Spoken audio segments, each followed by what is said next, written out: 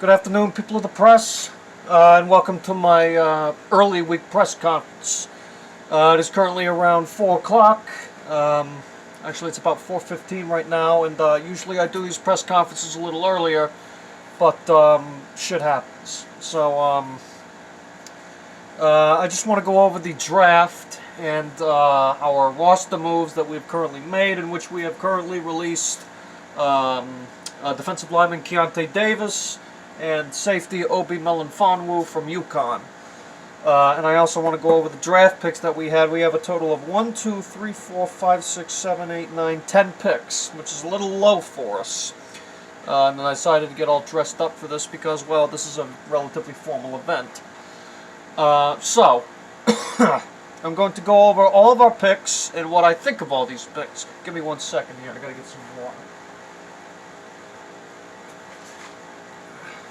Gotta have some water at the press conferences, right? Alright, so with the 37th overall pick, or the 5th of the second round, we decided to take safety Kyle Duggar from Lenoir-Rhyne, which is a private university in North Carolina. Private university in North Carolina in the city of Hickory Dickory Dick. Hickory Dickory Dock, the mouse went up the clock, North Carolina. I looked at Kyle's highlights, and he seems just your average kind of safety. I'm not really fucking sure why we took the son of a bitch, but he better fucking prove himself, because we just released Obi.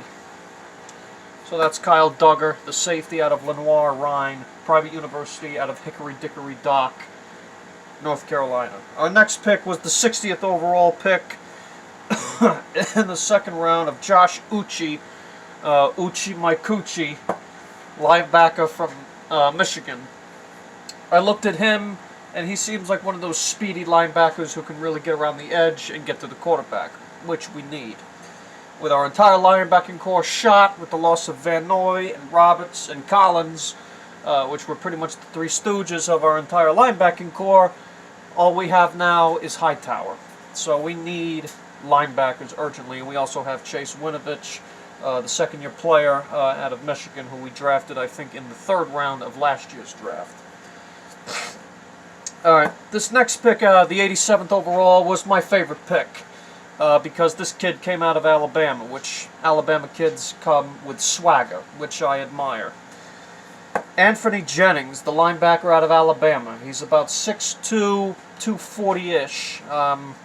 But he's a hell of a ball player, and I really like him.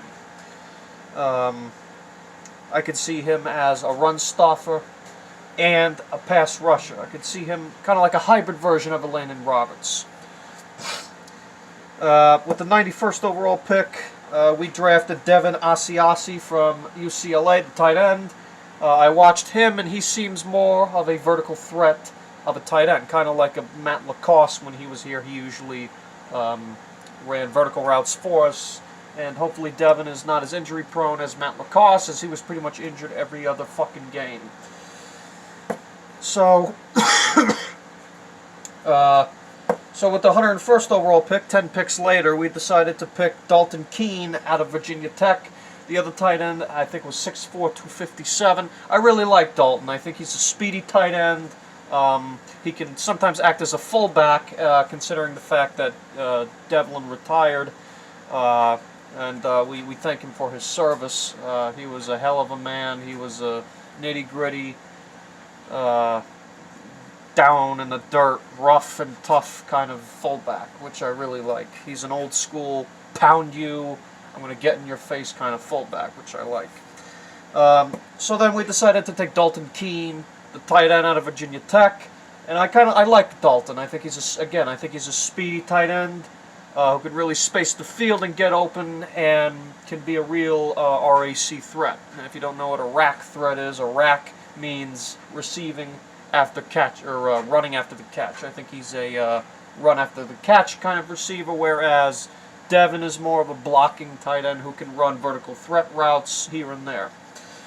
So with the 159th overall pick, we decided to take Justin Rohrwasser, the kicker out of Marshall. Now, the reason why we took a kicker is because we are having so many fucking problems with kickers, it's unreal. every kicker we've taken, anyone from Nick Folk to Mike Nugent to Stephen Gostowski to the next door neighbor who lives on, whatever the fuck street, has failed us. And why this is, I have no idea. But hopefully Justin can prove himself, and hopefully he can make the roster. Justin Rohrwasser, not Pisswasser, not Horwasser, not Pisswasser, Rohrwasser. Obviously a German. No racist shit intended. It's just a joke. Kicker out of Marshall from West Virginia. So then with the 182nd overall pick, we decided to take Michael Onwenu, the guard from Michigan. Now, this was a really confusing fucking pick, because I looked at the fucking highlights. Oh, I'm sorry. There were no highlights of this guy. This guy had no film. Let me say that again, ladies and gentlemen of the press. This guy has no film, and you still take him. This guy has no film. I know that we're one of those teams who draft special players, which I respect, but the fact that you took a guy with no film, that's a little confusing, don't you think? A little bit. Anyway, so with the 194th pick overall, we decided to take Justin Herron, the offensive tackle out of Wake Forest, out of North Carolina. Again, I never saw Justin's highlights, or what the fuck there is of him. He's a fucking 6th round pick. Whatever the hell highlights he has. Again, this is probably just the pick to strengthen our offensive line core, or whatever the fuck is left of it.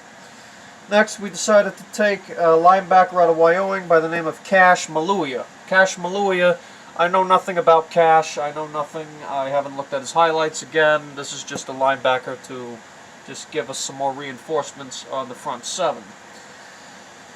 And then with the final pick, with the 230th overall, we took Dustin Woodard, center from Memphis. This is probably because Ted left. I think Ted is either with Miami or New York. I'm not really sure. I don't really fucking care. They are now labeled as enemies. In this case, domestic. And we treat any enemy with absolute carelessness and thoughtlessness. They are enemies, and we are to kill them. So, Dustin Woodard, the center out of Memphis. David is very eager to return, as I read in a recent article. He is very eager to return, and hopefully he can come back to his savage run-blocking ways. He was the real anchor of that offensive line as far as the running game was concerned.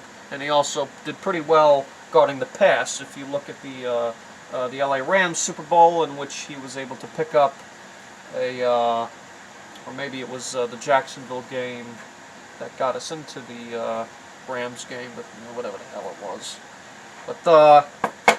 But those are our picks right there. See them? There you go. All right, thank you, ladies and gentlemen of the press. Thank you very much. The undrafted free agents, I am aware that we picked a couple guys. Will Hustings, or Hustings, whatever his name is, wide receiver. I am aware that we took him. We also took a couple other players from the undrafted free agent spot, and I will get into those later this week. So, my view of this draft, only one good pick out of this entire draft, and that was Anthony Jennings, the linebacker from Alabama. And the reason why I decided Anthony was a 3rd round pick, 87th overall. I remember last year we had the exact same pick, and we took Damian Harris out of Alabama, and we haven't seen any action from Damian yet, and hopefully we will this upcoming preseason. But the reason why I really like Anthony is because he's a fucking savage, and I love Alabama kids, except for Cyrus, but that's another story altogether. He's with the fucking Ravens now. He's on Sunset Boulevard looking for a fucking bus. Alright, anyway, so thank you, ladies and gentlemen of the press. Those are our draft picks for this year, and I'll get into our undrafted free agents later this week. Okay, thank you. No questions. No questions. Ask during the free agency thing. Ask during that. Thank you. Thank you.